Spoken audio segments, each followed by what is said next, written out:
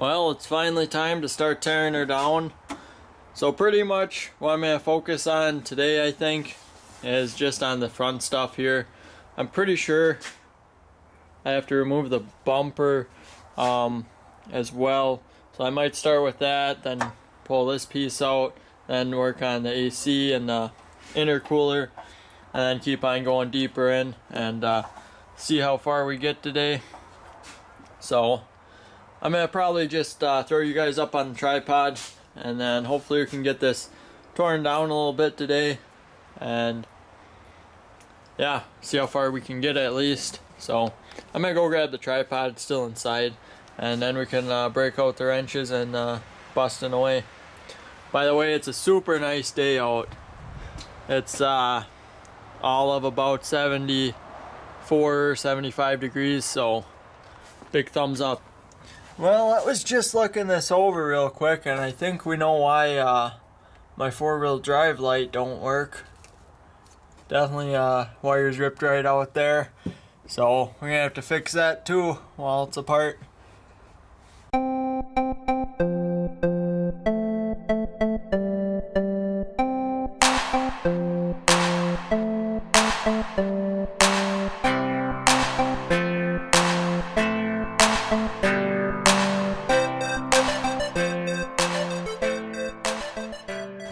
Well guys, the bumper's off, as you've seen, pretty easy. I was wrong. These are 18mm bolts. I was thinking they were 3/4 because of the last bumper. Someone lost the factory bolts and that's what it was. But found a little bit of rot, not very surprisingly, along this bottom side bracket piece for this bumper, so maybe we'll be on the hunt for a new sport bumper. We'll see. But just released the AC, the Freon. There's nothing in there at all. Didn't think there was, but yeah.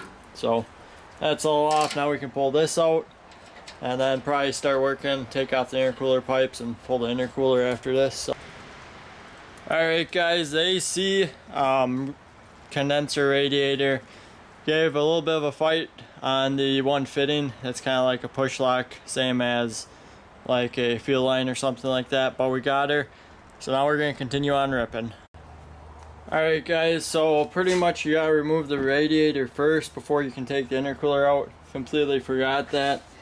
Just the way it fits in here and whatnot. I don't believe it's possible to remove the intercooler without taking the radiator out first.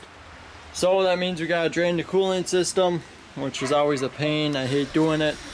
I wish they'd just put an easy spot you could drain the coolant from, but there's never really an easy spot. They do have a drain or a plug right here to drain it. Hopefully it doesn't. Usually the problem with those is it's like right above a frame rail or something, so it'll spray out and then run down 3 different things and go all over the place. But we'll try her out, see if we can't get it drained into a bucket without too many issues, so see what we can do. Well guys, there's the culprit, just what we're looking for. I think I'm going to pull apart this whole setup. I'm not really sure how it controls the pump. Oh, a plug on the bottom. So yeah, I'm going to pull this setup off of it right now. Still draining, nice and slow, but at least it's going in the bucket, so I can deal with that. So I gotta get this cruise off, the throttle cable and whatnot. So that's what we're on to next. While she's draining, I got this intercooler pipe out, which we'll probably end up painting or getting powder coated. So making progress on it. Once we get the radiator drained, we can get that out, we can get the intercooler out, and then we can really be looking at what we want to see. So going real smooth so far, no real problems, so it's going well.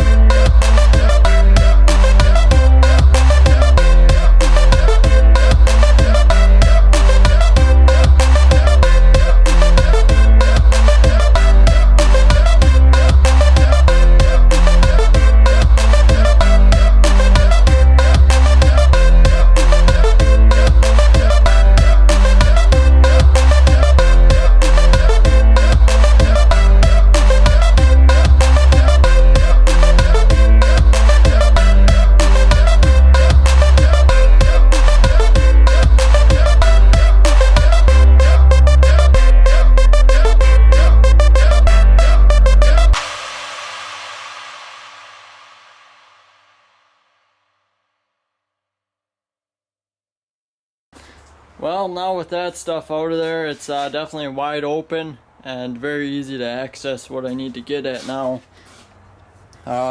Did get a little bit impatient. That's why there's coolant on the floor, which I now have to clean up, but it was just taking too long and I was sick of waiting. So you can definitely tell someone's been into here before with all these non-factory bolts. And you can see our TV back there and whatnot, so someone's definitely been in here, and I don't know, might be a newer head gasket at least, maybe.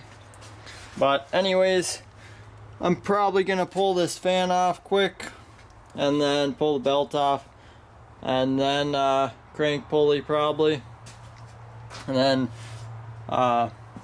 drain the oil and then pull the timing cover off, or not timing cover, but the front cover off. Really regret doing an oil change on this like a week and a half ago, but oh well, what can you do? So that's the plan. Let's see if we can't bust this off. Alright guys, so I pulled off the fan and that bracket and apparatus, pulled off the crank pulley.